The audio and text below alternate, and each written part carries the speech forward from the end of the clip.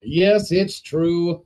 Well, the Pac-12 dies, the Big 12 thrives, but let's talk about a position group that I think, surprisingly, should thrive as well. You are Locked On Oklahoma State, your daily podcast on the Oklahoma State Cowboys, part of the Locked On Podcast Network, your team every day.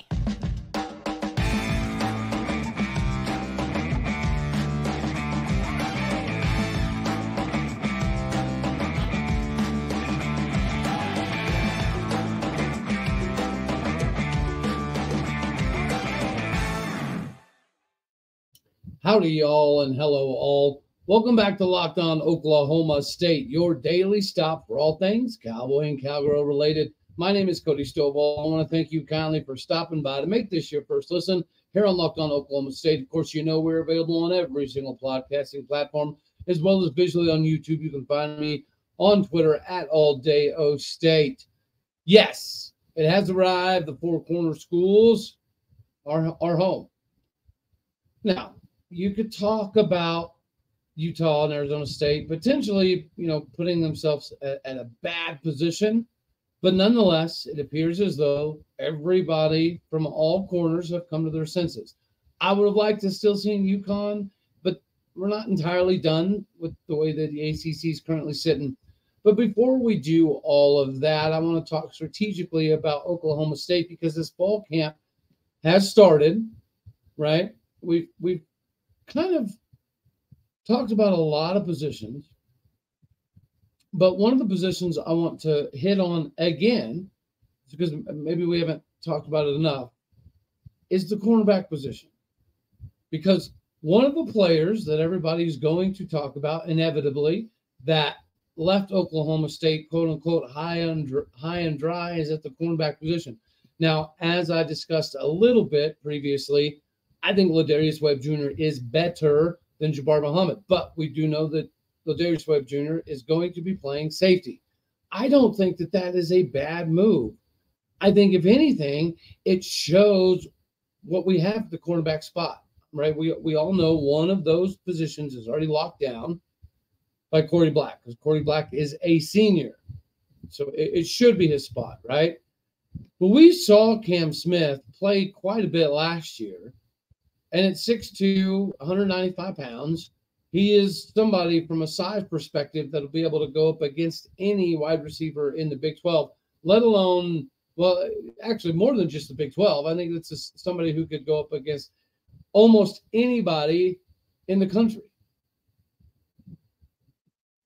Cameron Epps is definitely somebody that could do that at 6'3", 210 pounds.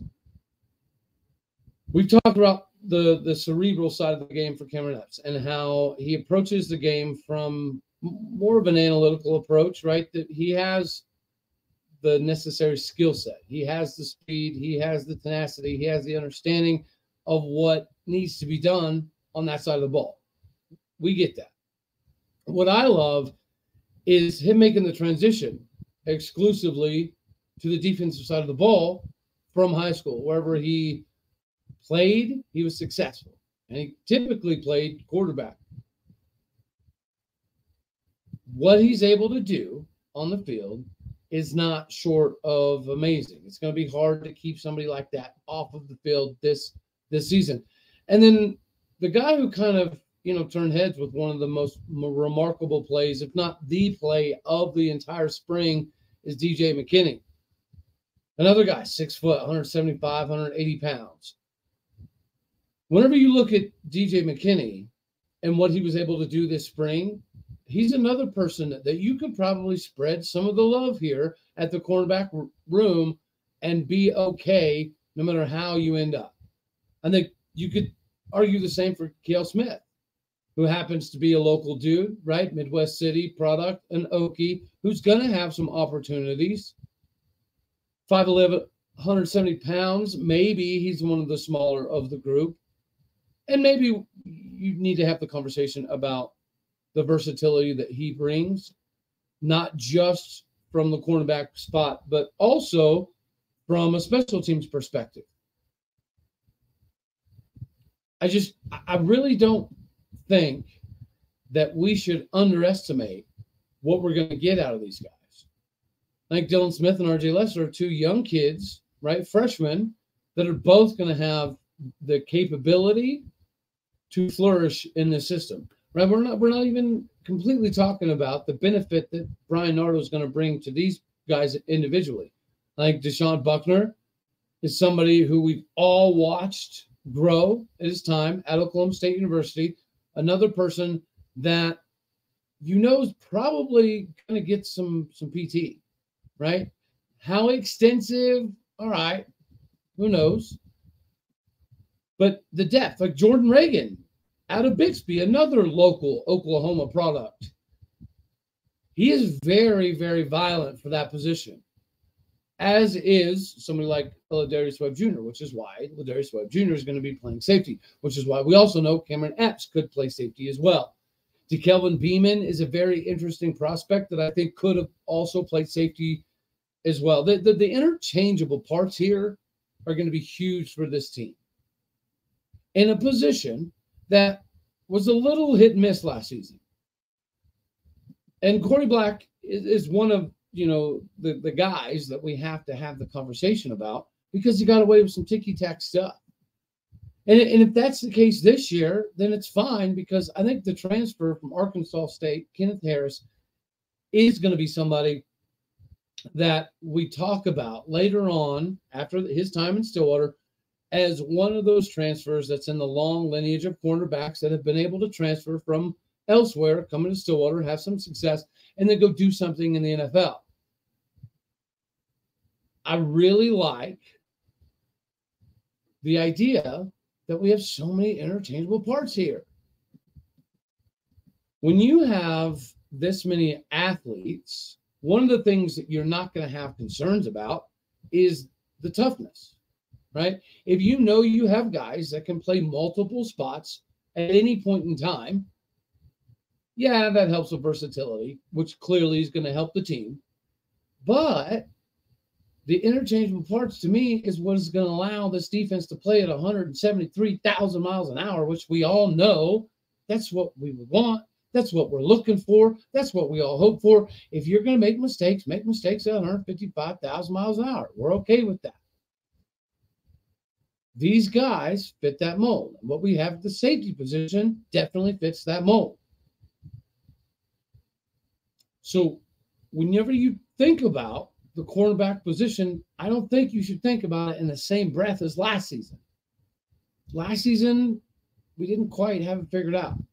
I think this season you got a decent mixture of youth, right, with some exuberance, but you also have enough veteran leadership to understand what needs to be done. If it's just a Kenneth Harris type, if it's just a Ladarius Webb Jr., or if it's somebody like a Cam Smith who's seen time on the field, somebody like a Cam Epps who has that instantaneous versatility, somebody like a DJ McKinney who can make crazy plays. Is he going to be able to be consistent? Yeah, I think so, but we don't know. We don't know until we see it on the field. That's all right. I have a hard time with buying the idea that we're not going to be pretty squared away at that position. I just don't see it. Obviously, let me know down in the comment section what you think. But before we talk about the fun news that we've been talking about on this program for quite some time, the 4 corner schools, the time has arrived. We can stop talking about it for the most part. It's a done deal. But before we do that, LinkedIn Jobs is where you need to be for your small business right here, right now. We all know that this is a crapshoot, right? It's a high stakes wager. Anytime you're looking into the hiring process, especially in today's society, times are different. Times are a little bit more difficult. So go with the place that's going to find you the best candidate for the right fit, the right time, for the right price, because when you post it, you can post your job for free. Again, this goes the other way as well. If you're looking for a job, make sure LinkedIn Jobs is the place to go. There's a reason why small businesses rank LinkedIn Jobs #1 against their leading competitors. So do yourself a favor, go to linkedin.com/lockedon. Do it today so you don't have to stress anymore. You got to have the right championship pedigree inside your building, and in order to do that, you have to get linkedin.com/lockedoncollege. Again, that is linkedin.com/lockedoncollege. Make sure that all of your terms and conditions do apply. So, yeah, we get to jump on to number 2. No secret, right? I do still find it ironic that when we woke up, right, when we all woke up this morning, there was a lot of those Pac-12 media-esque type guys that they're going to need LinkedIn jobs. They're going to need it very, very much so. So make sure that you send them this so they can get hooked up with their next job. Covering the Pac-12, well, they did it terribly. They lied to the fan base over and over and over. So that job is probably not the best one for them to be in. So make sure you help them out and hook them up where they also have this opportunity to get hooked up with LinkedIn jobs. But there we go. We knew Colorado was in. We knew Arizona was in. I actually thought, when we were talking about this 10, 11 months ago, that there was a good possibility that Arizona would join before Colorado. Colorado made sense, right? It made almost the most sense given their previous history with the conference. But, Arizona had been having the conversation first. And for anybody out there, right, that just wants to talk about the Big 12 gets the crumbs, okay, that can be the perception for now. That's fine. And for anybody out there who's disillusioned in the idea that this is not a clear indication that there's going to be a Mega 3 conference type of scenario, it's the beginning of the end. The Pac-12 put themselves in a very precarious situation. It is kind of funny to see how pretentious and stuck up and snobby that Utah acted for the longest of times. Meanwhile, Arizona State really didn't say a lot. Arizona State did a decent job, I guess you could say, at kind of staying out of the mix, out of sight, out of mind. They didn't want to ruffle the Pac-12 feathers. That's fine. We understand that. But they also didn't do themselves any favors in getting themselves positioned to have a good shot at getting to the Big 12. Now, again, cooler heads ended up prevailing. Utah knew the writing was on the wall. Maybe they denied it for a long time. But this is evidence that the conversations were happening. I'm sure Oregon and Washington had conversations with the Big 12 as well. I'm sure Brett Yormark, having a little bit of a time frame in mind, pushed these people along as well. I'm sure the bull honky displayed by the Pac-12 is what allowed these teams like Utah and Arizona State to wake up and say, all right, this is what's best. Now, you do think, I don't know, it's kind of interesting that we now have 2 teams in the conference that didn't necessarily want to be. Arizona State fans aren't glowingly happy, I wouldn't imagine. Utah fans, I'm sure they still think they're too good for the Big 12, which is fine because it allows them to be the heel, right? You got to have one. We've talked about how it might be kind of difficult for the Big 12 to find a bunch of new rivalries, seeing as how most of the old Big 12 got along, right? And it is true. I think naturally Texas Tech should be the natural rival for Oklahoma State. But with the way Utah acts, everybody in the Big 12 is going to want a shot at them. All of them. Every team. As they should. Utah is going to be the redheaded stepchild of the conference. Now, do they bring instantaneous credibility? Yeah, they do. They've had a success rating very comparable to Oklahoma State. They do have more trophies. Yeah, it's in a weak Pac-12, but it doesn't matter. The trophy case is filled up, or at least it has been recently. So they do add a lot of value. I've been throwing shade at the fan base, and their fan base deserves to have shade thrown their way. But I'm also realistic, as we talked about months ago. Guys, I had videos before Utah started acting crazy about how cool I thought it was that Utah was going to be in the league.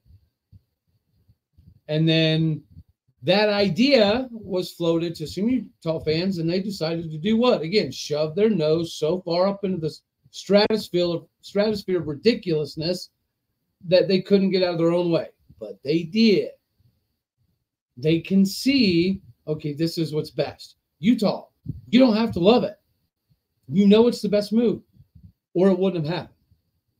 Right? The presidents, the ADs, chancellors, whatever, they understand this is the right move. This is the best move for their conference. This is the best move for their future survivability, viability. Now, what happens to the Pac-12? I don't know. I think it's a Mountain West type of conglomerate.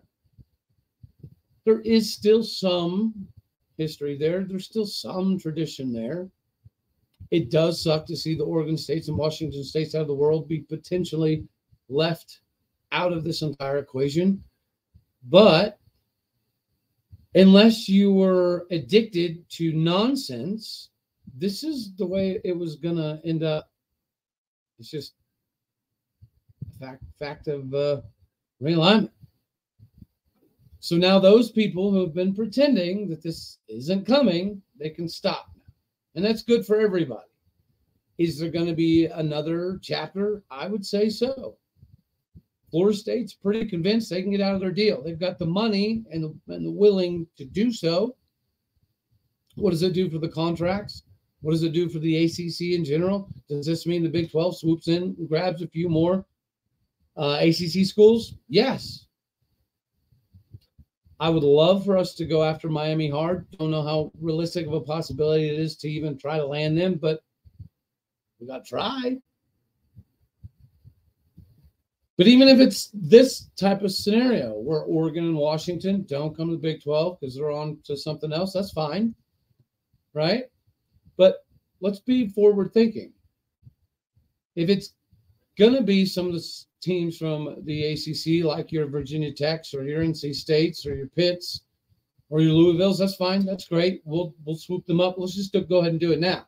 Let's not have to worry about the possibility of going for a Miami or North Carolina even and not getting them. You know, it's the same argument, I guess, about Utah doesn't exactly want to be in, but Utah, the people who matter at Utah understand this is the best chance that they're going to have at future viability. You can have the same conversation out on the other side of the country. I think those teams I just named, very good additions. So let's not make it like a, oh crap, we're going to get stuck with. Don't let that narrative start to get pushed now. Getting quote unquote stuck with Virginia Tech, NC State, Pitt, Louisville.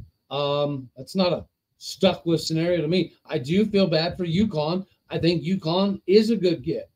I kind of thought UConn would be involved in some of this to some degree.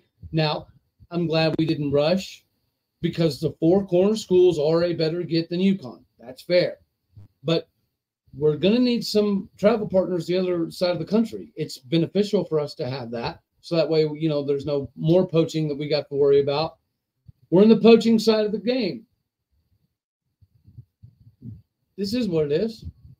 This is the direction it's going towards, and that's fine. We've said before, is it great for the game of football that any of this is happening? No, it's not. Can we change any of it? Oh, not really. Right? Is there a whole lot that we're going to be able to maneuver here? Not really. So, congrats to the four corner schools. It makes the most sense, makes the most money, it gets the most eyeballs. It brings in that holy rivals, the Holy War, right? You should watch the Holy Rivals show, Big 12 Mafia. But, yeah, there's some people out there that are happy right now. So more of us that should be happy is if you're looking at this coming basketball season, can Mike Boynton get it done? What are the expectations? Well, I think everybody agrees it's tournament or bust. I think it should go a step further. I think it should be win a tournament game, at least one tournament game, or bust. Anything other than that, after 7 years, this being the 7th year for Mike Boynton, I don't know how you can sales pitch me on anything other than that. But I digress. Let's talk about this trip that we're in right now, headed to Spain. This is a pretty cool deal. We are young. We have a lot of talent, but we have a lot of youth. This is going to be very, very, very good for some of those guys. Us heading to Spain, right? We're going to be there for 11 days, 10 nights. We played 3 exhibition games against professional teams from Spain, a country that, has gotten better and better and better over the years at the game. The games will be in Toledo, Valencia, and Barcelona. These are grown men that we're playing. The first team averages 32 years old on average. Will some of the leadership, right, seniority, whether it be transfer or not, will some of these guys be able to help the new guys come to speed a lot faster? We'll find out pretty quickly. But everybody's pretty high on Javon Small, transfer from ASU.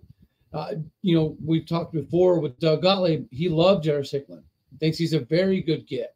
And then you talk about Eric Daly Jr., top 100 recruit. And then the other consensus, big time get for us and All-American, Brandon Garrison. These guys are young, but they've got some transfers mixed in with them.